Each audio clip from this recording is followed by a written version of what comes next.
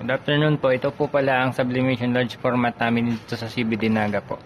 Ang machine po namin dito ay ginagamit ng 7 araw at may total pong 66 meters. Ito po ang printer head. Ito po ang capping. At ganito naman po mag-head clean.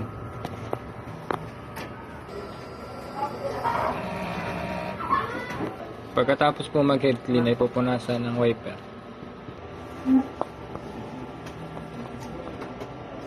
Ito po ang nozzle check. Wala po kami ngayong in-house order. Ito po ang aming stock ink. Dito naman po nakalagay ang aming ABR. Dito naman po nakalagay ang aming ground wire. Ito po ang waste tank plus disposal po nito kanina. Dito naman po nakalagay ang aming stock ink saka subleuse ink ng mga puppy jet po. Ito naman po ang media ng papel.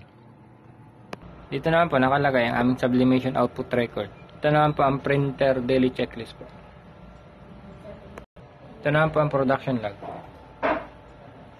Ito naman po ang consumable monitoring sa black, magenta, cyan, yellow, at subli roll po.